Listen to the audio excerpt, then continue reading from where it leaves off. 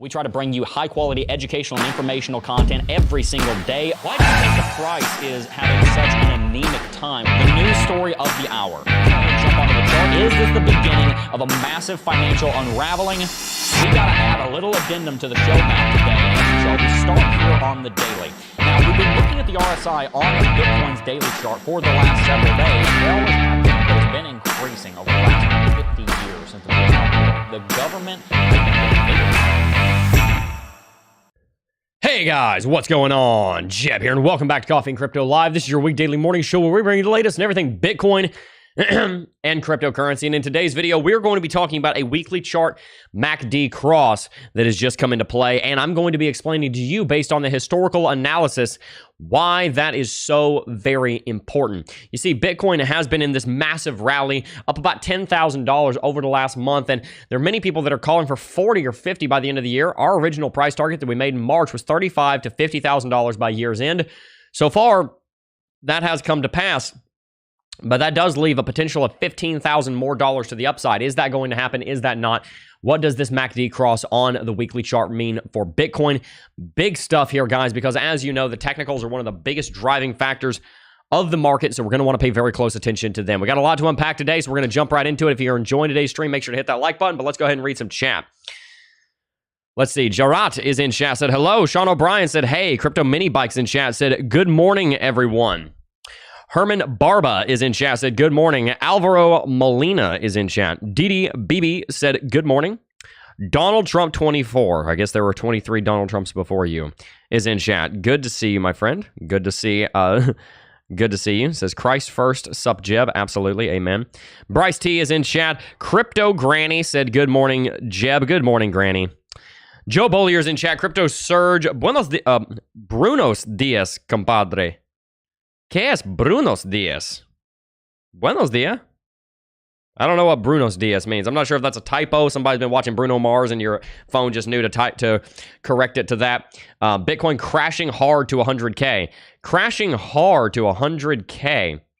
Man, I don't know if one day it will be high enough that we could crash to 100K. Could you think about that? Time to change the opening, eh? Oh, yeah, absolutely. I definitely need to change that. Got a lot on my plate right now, guys. Some of the things you're going to see as soon as Monday. So, yeah. Robbie G said, super kick that like button with full love and compassion. Thank you so much. Alvaro. I'll have to settle on one, so I'll settle on that. You can tell me if I'm wrong. Said, hit that like to give this man some algorithmic advantage. Thank you so much. Classic IT guys in chat. Been a Jedi Padawan for 12 months. Don't worry, my friend. I'm keeping Anakin away from the temple. Said, good morning, Jeb. Keep up the good work. Crypto Granny said, so excited you said my name. Well, good morning to all of you guys. By the way, I am wearing my motorcycle jacket today because I decided to ride the bike into, I almost said into school today, into the stream today. And I went ahead and took a picture of it so you can see it. Boom. Just took that a second ago. So I was like, you know what? Here we are. We're going to ride in. I love the bike. The weather's awesome right now. It's like that perfect time of year in Florida where it's 68 to 70 degrees outside. The humidity's low. It doesn't feel like you're swimming through the air anymore in Florida. It's just, man, it's so good. So that is good. Alex Nibo, Jeb, what's up with late start times? You're going to find that out on Monday, and you're also going to be having a solution to that on Monday, Alex Nibo.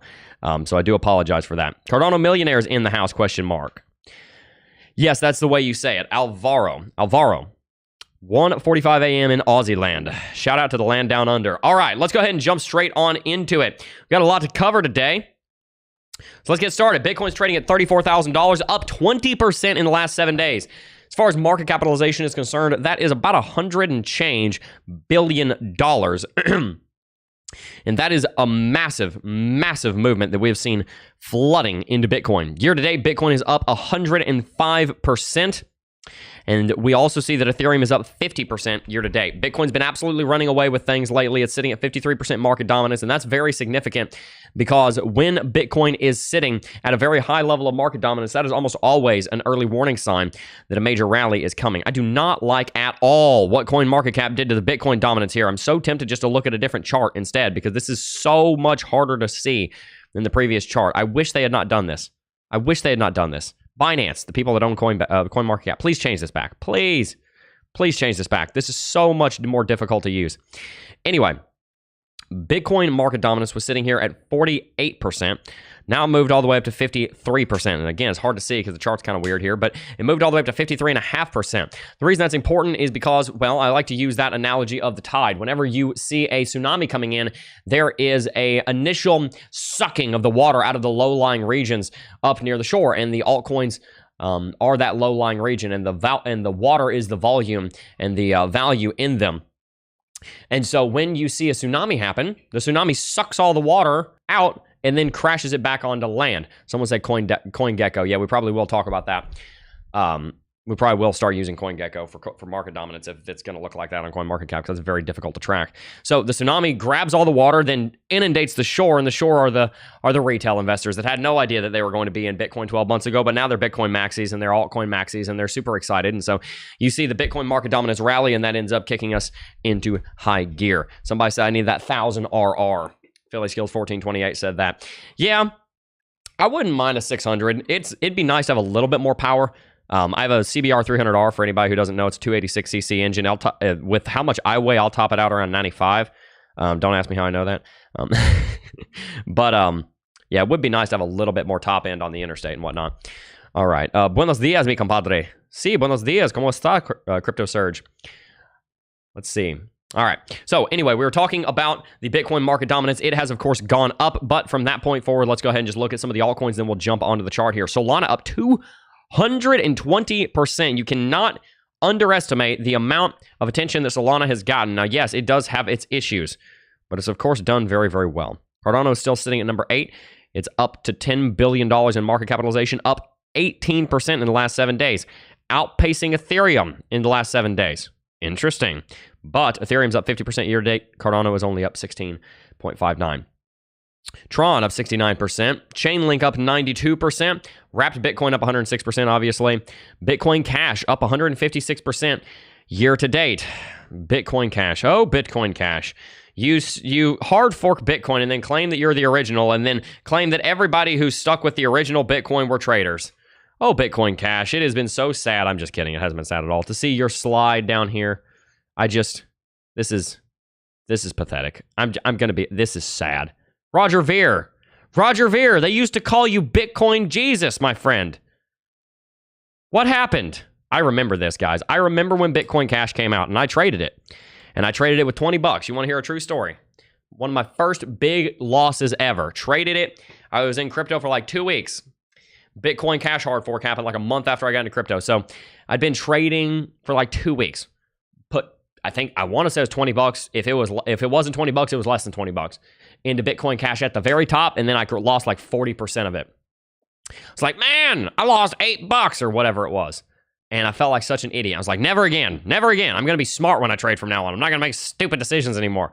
And so I took my first big loss. You know, you've heard other people in the industry like Kelly talk about, oh, I lost $75,000. Oh, I lost $60,000. I lost that $8, and I was like, never again. I am using stop losses. I'm going to be smart about this from now on. I don't want to lose 40%. That's nonsense. Someone said, Queen, where you at? Where is Queen? Vegan Crypto said, Jeb, lead us to victory. I'll see what I can do, my friend. Let's jump onto the chart. We got a lot to talk about here today, most of it technical. Weekly chart we will come to in a moment. That's going to be our main topic, but I want to give you an update on where we've been on the daily. Bitcoin pulled back down to $25,000 originally and began a rally that ended up coalescing in this ascending wedge. Typically speaking, you would see an ascending wedge break to the downside with about a 70% likelihood. That's not what we thought was going to happen. We thought that it was going to break bullish because there was so much hype. When Cointelegraph put the metaphorical foot in the metaphorical mouth, and they threw the metaphorical intern out the metaphorical window by announcing that the BlackRock iShares spot Bitcoin ETF had been approved when it had not, Bitcoin rallied $2,000 in a day, and everybody said, hooray, yay! That's so cool. And then Bitcoin actually went on to rally like $8,000 in the next week. And I think Cointelegraph may have had something to do with that. So kudos, I guess. I don't know. I'm not sure. Cointelegraph launching that news story, I think, did have a lot to do with this rally, because all of a sudden people realized, oh, wait a minute, within 8 minutes it's going to rally $2,000 when it gets approved. Whoa, let's go ahead and price all that in. So I do wonder how much of this rally has actually been the market pricing in the Bitcoin spot ETF and how much of this rally is now a rally that won't happen when the Bitcoin spot ETF actually gets approved. Because again, immediately after we found out, $2,000, 8 minutes, pretty nice calculus. Everybody starts thinking, okay, well, there's a spot Bitcoin ETF coming, and if it's going to do that, I might as well buy down here at 28, because Bitcoin will honestly probably be at 35 or 40 or 50 by the time the spot Bitcoin ETF gets approved. Anyway, let's go ahead and buy. And then you get a ton of buy pressure, and the market explodes. It does lead me to the tinfoil hat conspiracy theory. Let's see, do I have any? No, of course I don't have any tinfoil in my studio. Do I have anything that I could? I'll put my motorcycle key on my head. Let's just do some conspiracy theorying right now.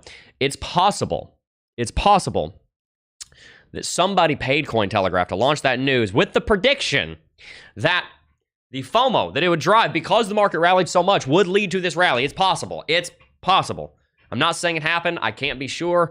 Cointelegraph came out and apologized and all that, but you never do know. You never know if there was some kind of nonsense going on behind the scenes where people thought that they would be able to launch this news story, find out it was fake, but it would have rallied the market enough that it would have convinced enough people to buy the market at a low level that we break out of the trading range, we move to the upside.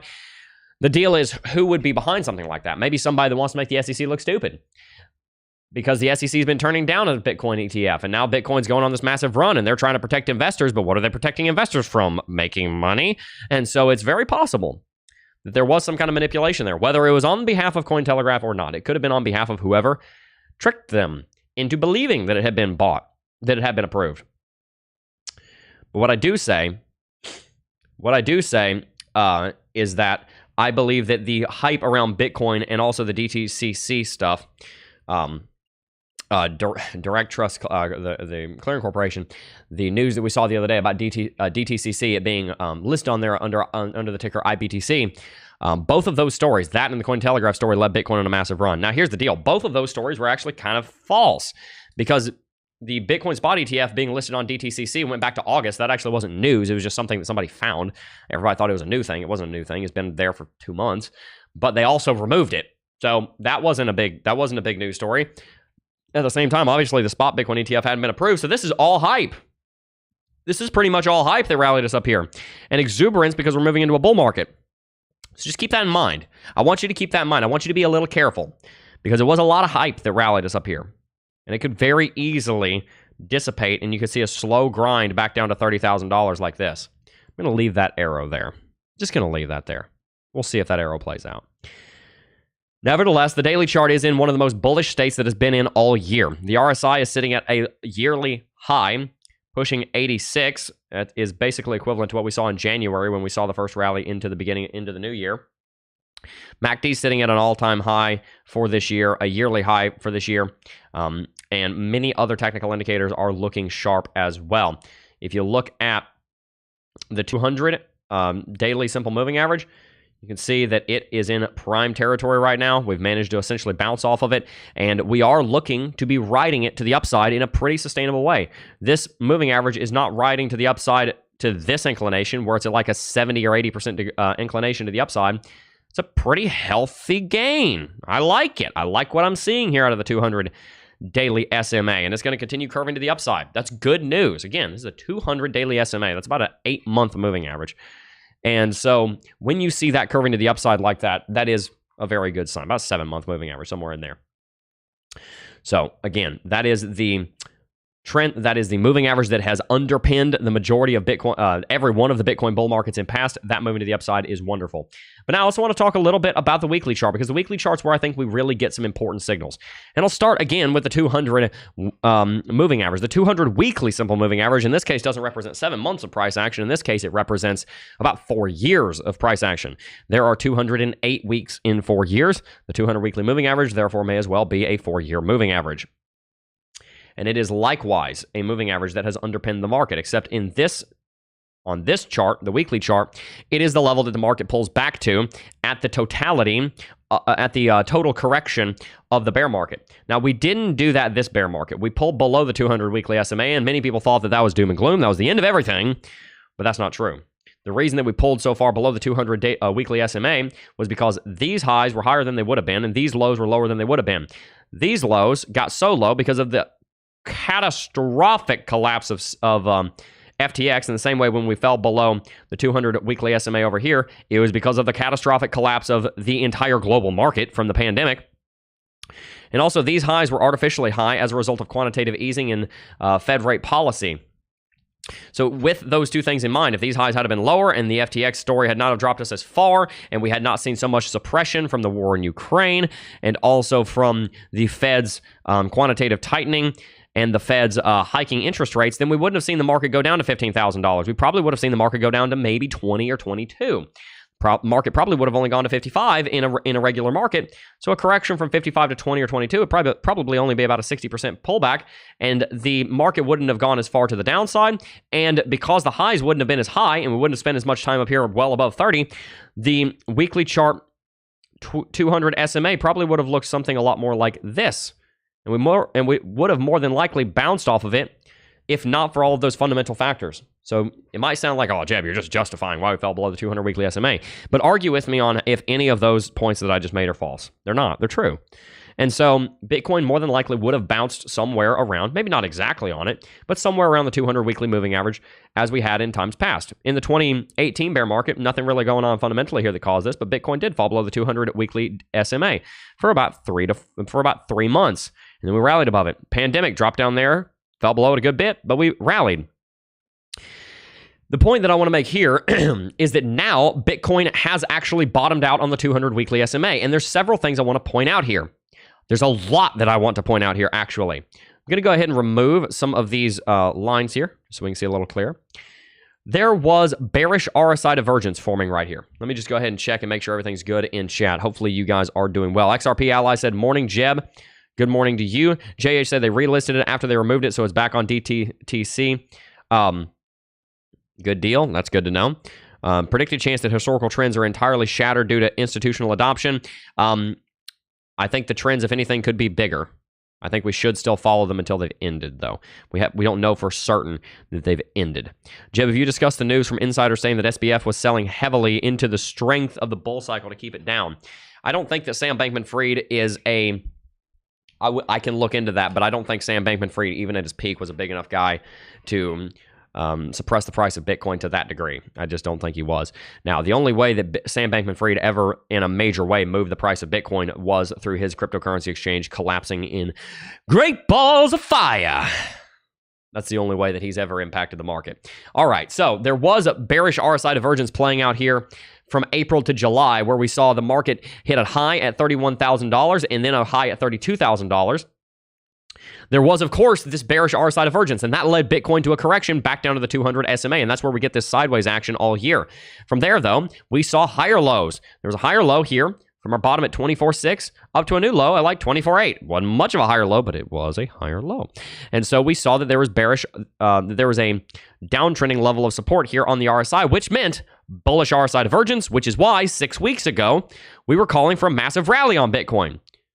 And then Bitcoin's RSI came up here, it jumped above the 14 interval moving average, and now it's at 70. Again, just like on the daily chart, highest point all year. That's exciting. Like to see it.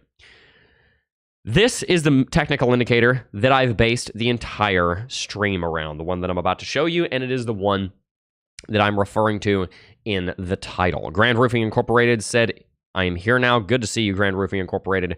Hope you're being safe up there, my friend. The technical indicator that we base the entire stream around today is none other than, drumroll please, dun, dun, dun, dun, dun, dun, dun, dun, dun. It is the buy signal on the weekly chart MACD. You see, the buy signal on the weekly chart MACD that we have just witnessed over the last week is, hands down, the most important technical indicator in Bitcoin right now, at least for this week. And the reason I say that is because it has been years since we saw an indicator do what this MACD just did. We've seen a buy signal right here. Don't get me wrong. Not a buy signal. So caught up on Lux Algo. Such a good indicator. We've seen a bullish cross here above the zero line. Sure. But what was the context of that? We're bouncing and rallying for what? A week? And then it didn't go anywhere? How much was the divergence? Not much. Not much. I mean, it was sharp, sure. But nothing like what we're seeing right now. Just a visual check. I know the histogram, you can read it and say, okay, the difference is about the same over the course of a 2-week period. 355 points up to 609 points. So actually, I take that back. It's not even the same. It's significantly larger right now. It's about double the change in the histogram on a 2-week basis. But does this look anywhere near as bullish as this, even without the benefit of hindsight? Does this right here, does this cross right here look anywhere near as bullish as this cross right here, where we had such deep red and then boom, through the ceiling? That is a very powerful buy signal. I'm sorry, bullish cross on MACD. The last time that we saw a bullish cross on MACD, other than this little dinky one right here, was all the way back here in August of 2021. So we're talking over 2 years ago. Let's do a little bit of analysis on what happened when that bullish MACD cross happened. You ready? You want to guess before I take MACD back down to being on the bottom? Oh, it was right here. It was the same couple of week period that El Salvador, an entire sovereign nation, was adopting Bitcoin. So I hope you can see why I'm so excited about the MACD cross that's coming into play here on the weekly chart. It is a hugely significant moment. And this MACD cross was about as powerful. And sure enough, it was occurring right as Bitcoin was going through a 133% rally in 4 months, a $40,000 movement in 4 months. That is the kind of MACD cross we're talking about right now, because this MACD cross, both of them, occurred above the zero line. Why is that important? Well, them occurring above the zero line is important because it means that the market has had some correction, but it hasn't had to go through this giant bear market. It means that it's a much healthier correction. Now, let's look at the time before that we saw a MACD cross of any caliber. Right here. The last time that we saw a MACD cross before then was here. April and May of 2020. A year and a half before this one. It was a year and a half in between these crosses. What happened? Well, if you'll remember your history, many things were going on here in Q1 and Q2 of 2020. First and foremost, pandemic crashed the market originally, which meant that everybody said, "Ooh, that's a deal. I'm going to buy that." And then we had a lot of buy pressure. We had the oil market falling off a cliff. And I remember buying gasoline for $1.49. Who remembers that? And we also saw that the quantitative easing came in. The United States Central Bank, the Fed, put $5 trillion of QE into the market. So, of course, Bitcoin was going to take off. And, of course, we were also seeing the halving. There's a lot going on back here. But nevertheless, this Bitcoin MACD cross came into play. And what would occur? To what to our wondering eyes should appear? A $55,000 Bitcoin rally was near. 350 days, Bitcoin rallied $55,000, 700%. People got madly rich. So kind of what we're seeing start right now. This Bitcoin MACD cross is big. Back then, we saw a huge Bitcoin MACD cross right in here. And it coincided with major fundamental developments. Well, what kind of major fundamental developments might we be seeing right now? What kind of major fundamental developments might be going on in the Bitcoin and cryptocurrency market that would lead us to believe that a massive rally is coming? Well, we'll talk about that in the next episode. No, I'm kidding. We'll talk about that right after the ad break. No, I'm just kidding. I kid.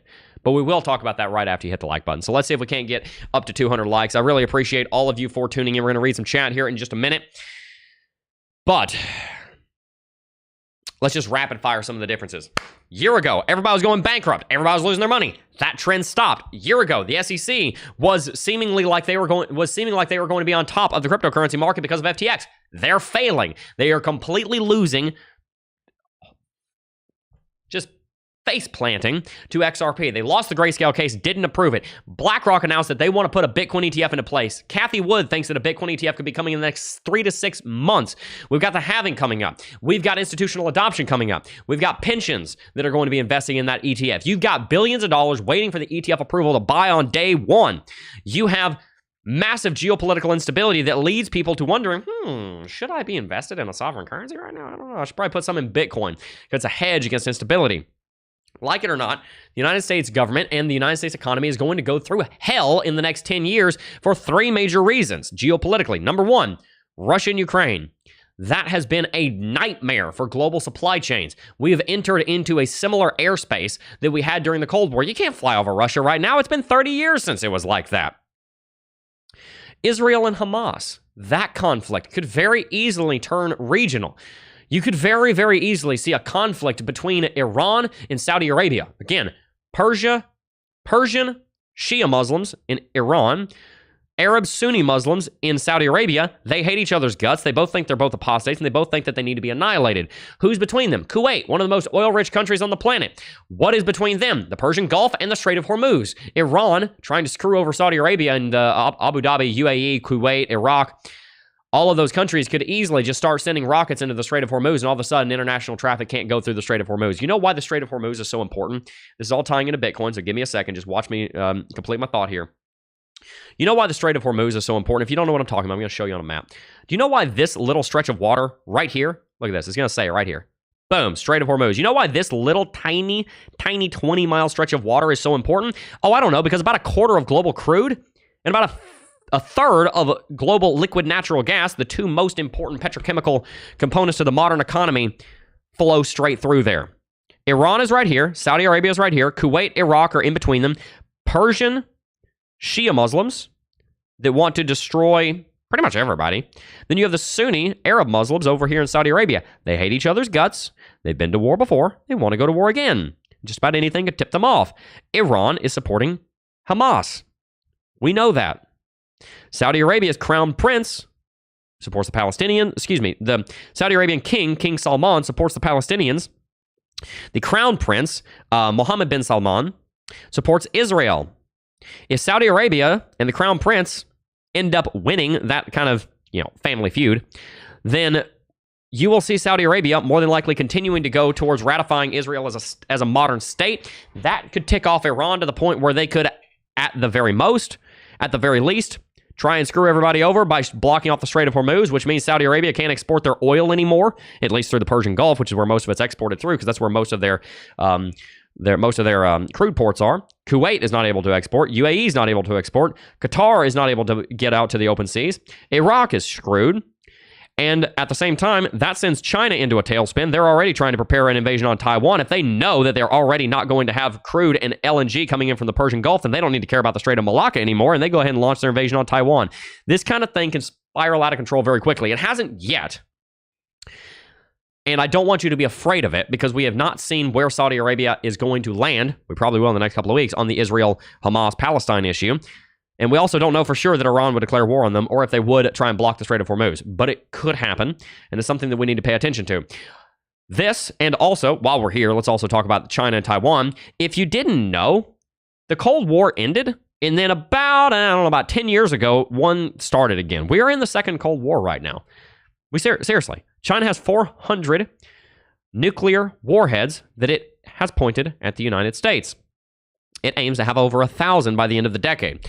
There has been a massive buildup in armament in the Southeast, in the South China Sea, and the East China Sea by both America and its allies and China.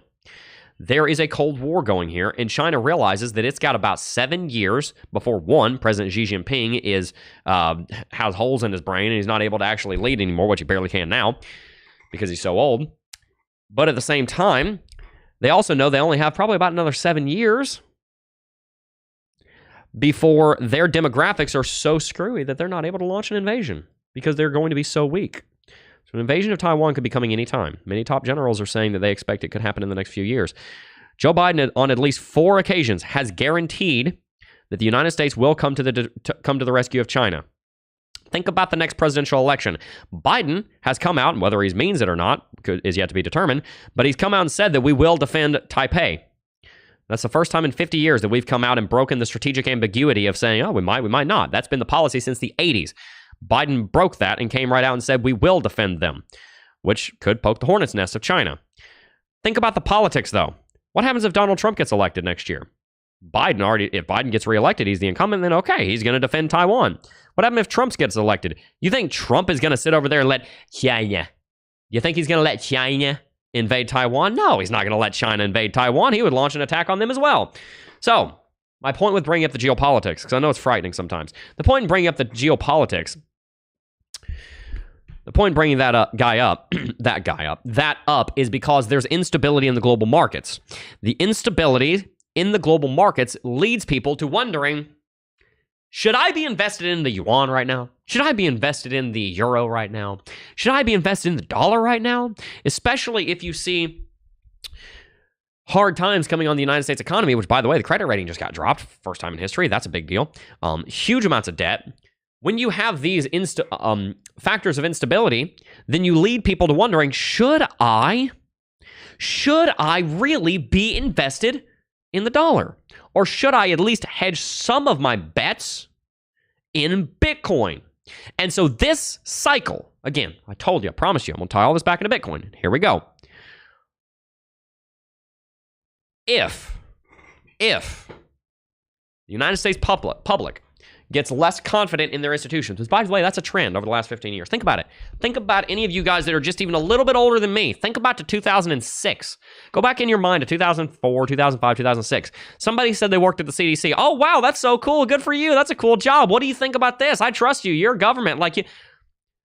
Oh, I work in intelligence. This is 1998. I work in intelligence. Yeah, I work at the NSA. Whoa, you work at the NSA. Thank you so much for keeping us safe.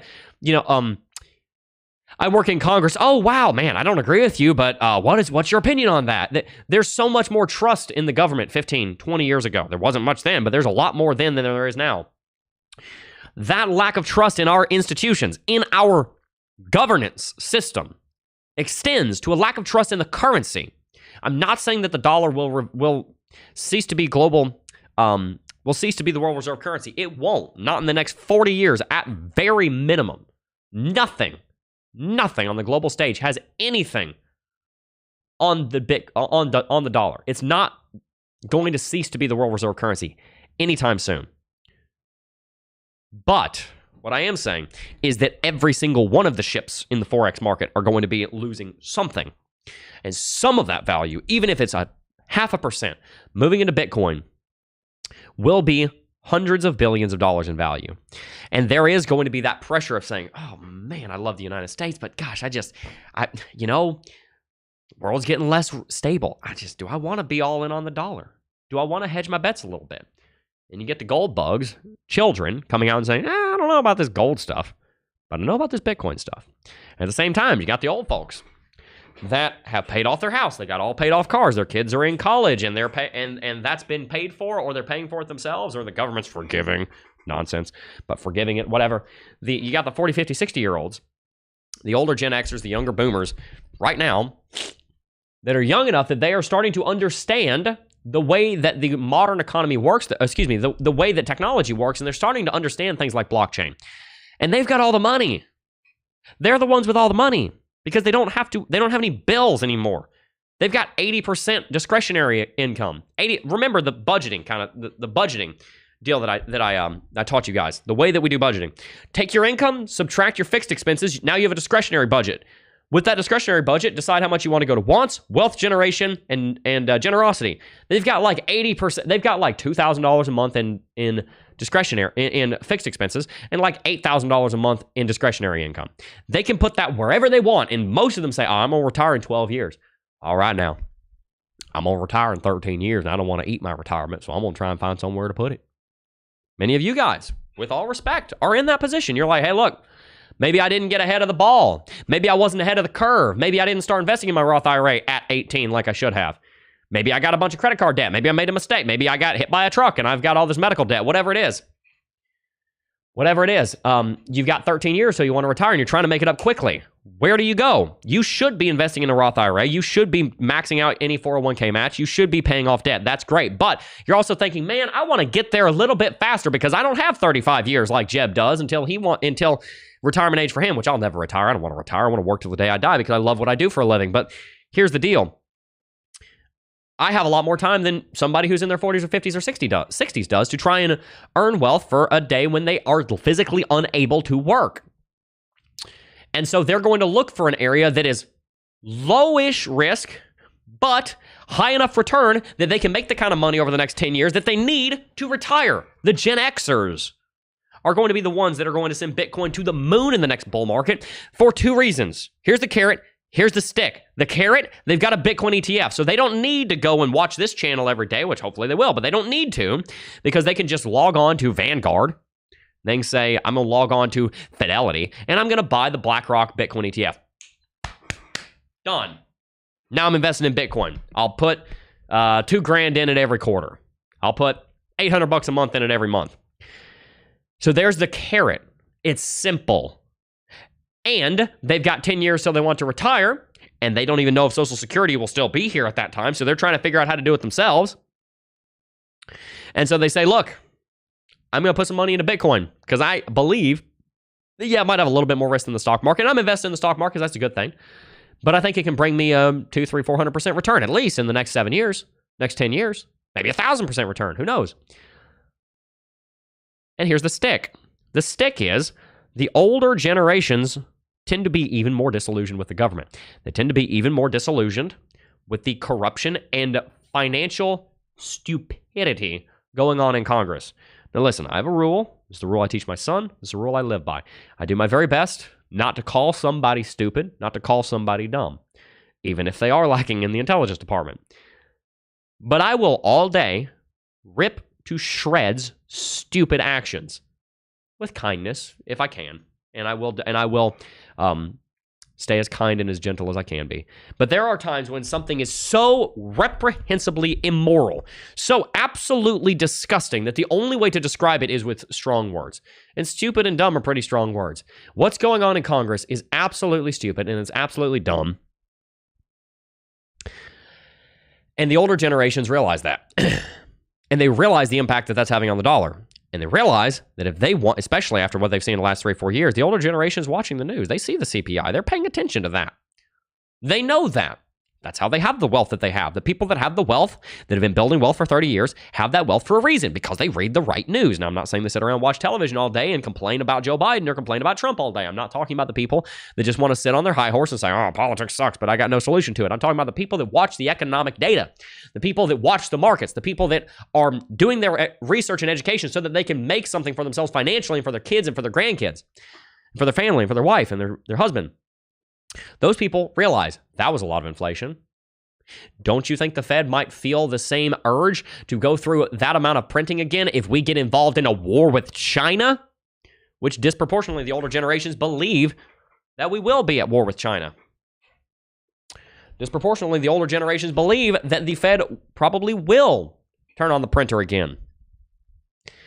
And so when you look at it from that lens, here's the carrot and here's the stick. The carrot. The older generations are trying to make as much money as they can before retirement so they can live as cushy a retirement as possible, or at least as comfortable or feasible as a retirement as possible.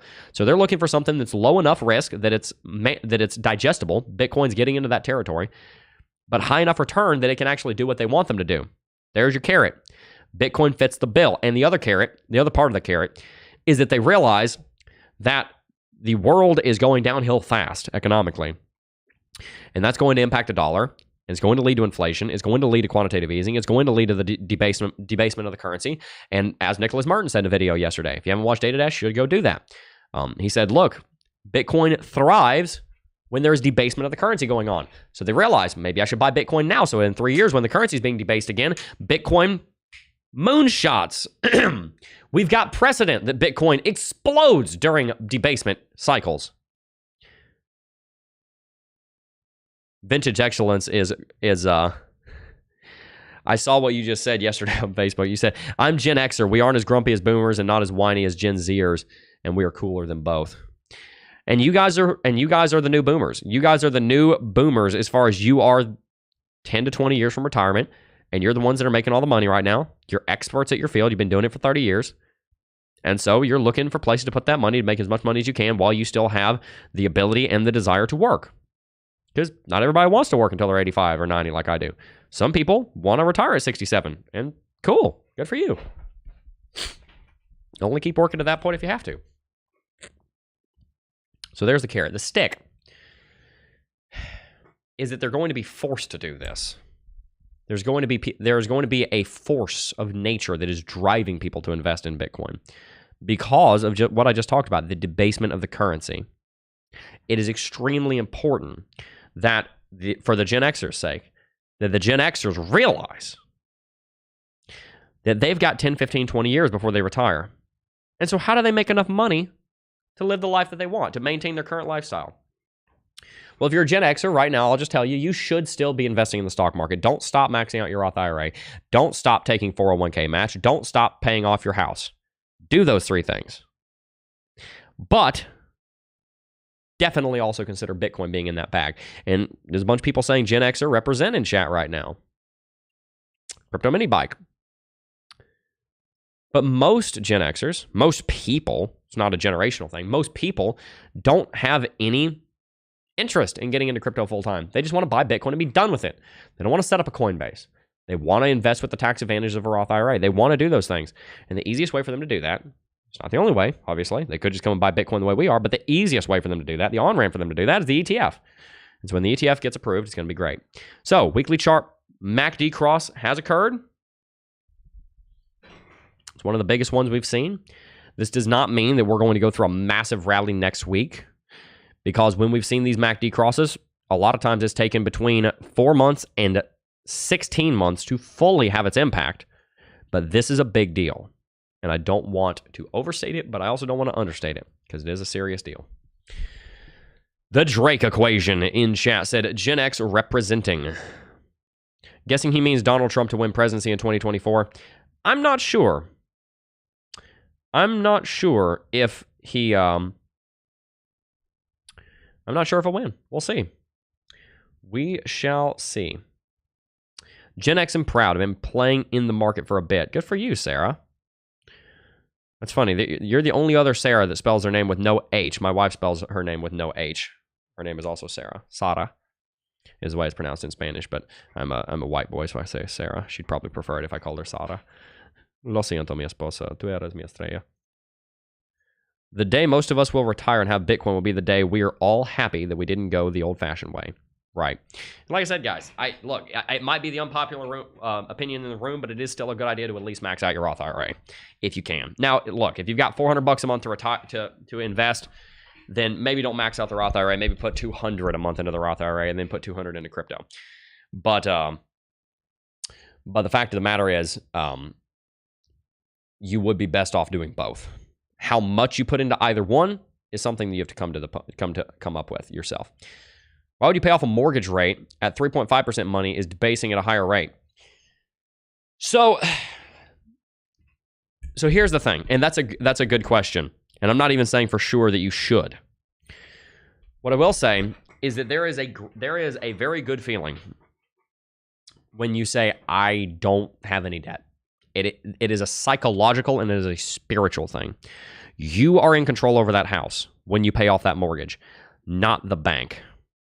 And that's a very, very, very serious place to be. Let's say you've got $500,000 in investments, and let's say you've got $250 left on your mortgage, and it's at 3.5%. You don't think you'll ever see that again. First and foremost, you've got to consider the couple $100,000 that you're going to pay in interest over the lifetime of the loan. The second thing you have to consider is what happens if you get hit by a bus and your insurance company goes bankrupt on the same day. That kind of thing happens.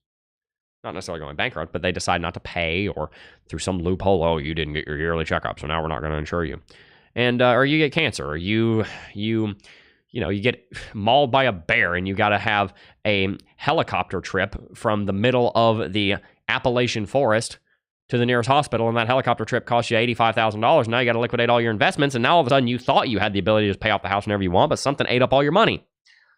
Let's say your kid gets sick with some kind of terminal illness and they don't have any choice but to take a super expensive treatment. You got to drain all your investments, pull it all out.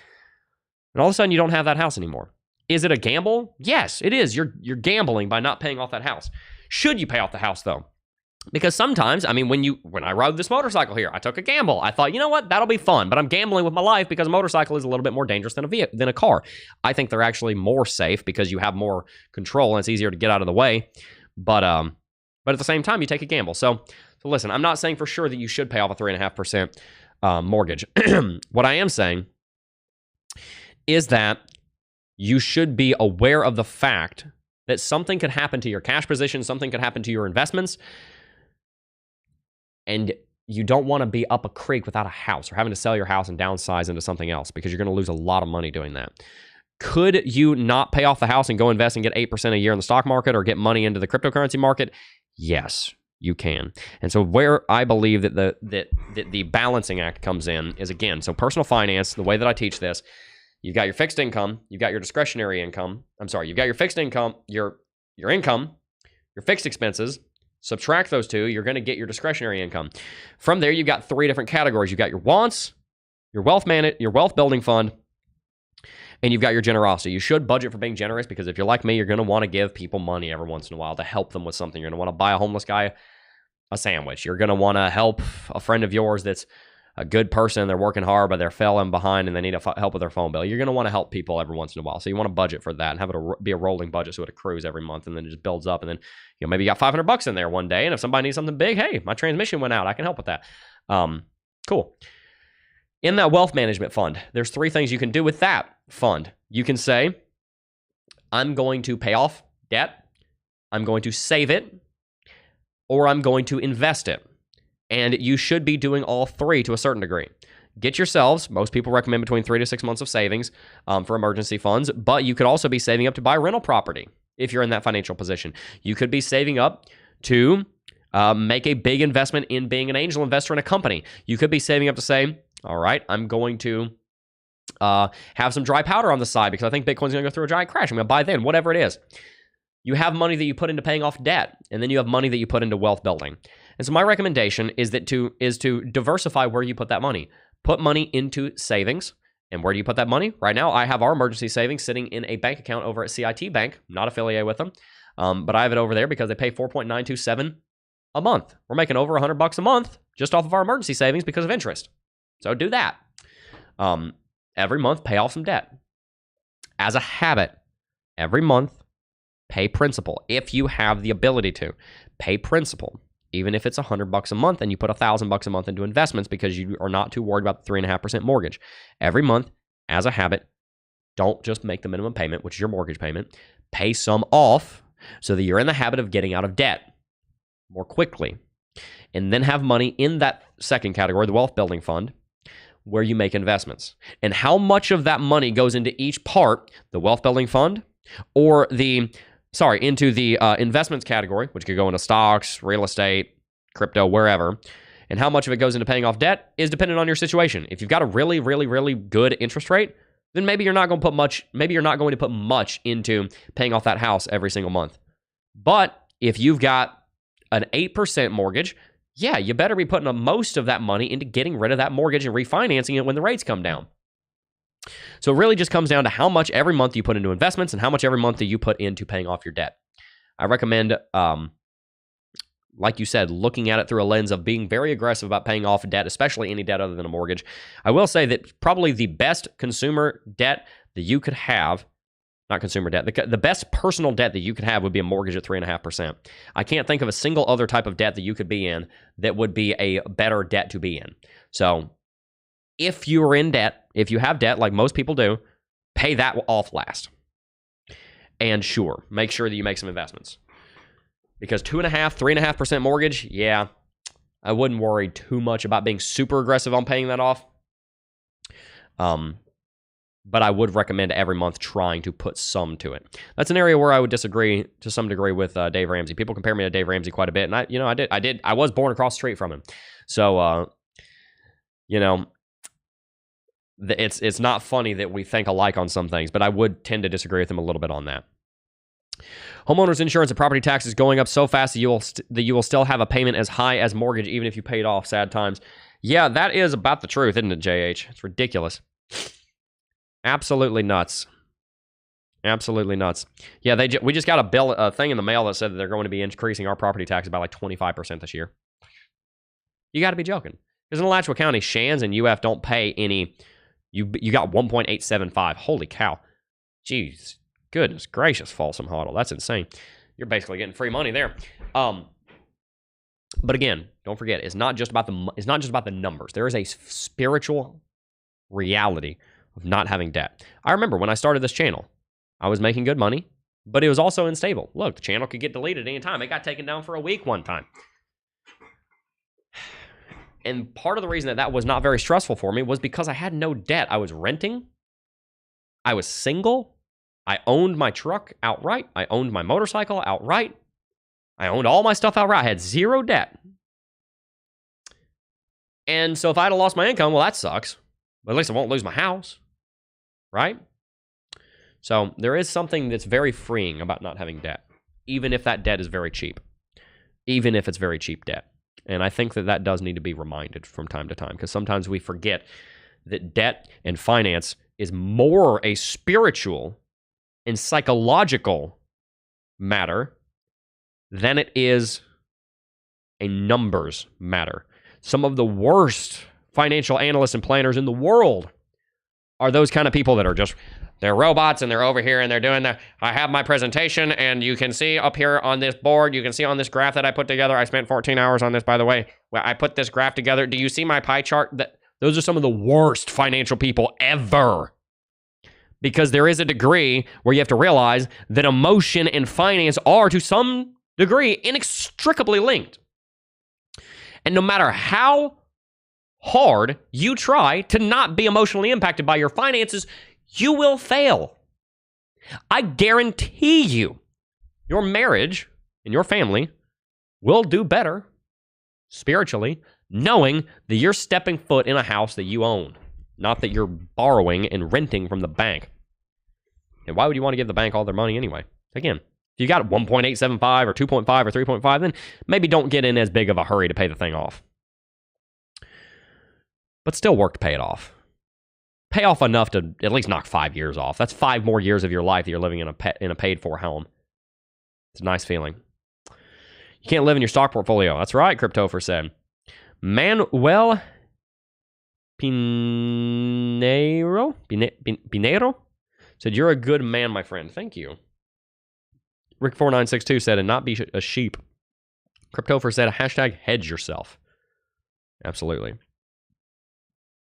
Save and invest, no debt. Yep. And again, I'm not saying that debt is morally wrong or anything. I'm just saying that you'd be better off having less of it. Good deal. All right. Well, I hope you guys did enjoy today's stream. If you did, I want you to do a couple of things for me. Make sure to hit that like button and subscribe to the channel. And don't forget to sign up for Lux Algo. You can use coupon code JEB30. That's JEBB30 for 30% off at checkout with Lux Algo. It is my favorite technical indicator. I'll just go ahead and show it to you really quickly here on the channel. On the stream, Lux Algo is right here, and it does give us a weekly chart buy signal. Again, we already had a confirmed buy signal, so this one's actually irrelevant, which is why I didn't mention it today. But it did come in, and so that's a good sign. Even though it was we already had a confirmed buy signal, because this sell signal did not invalidate this buy signal, it is still nice to see. So that's good news.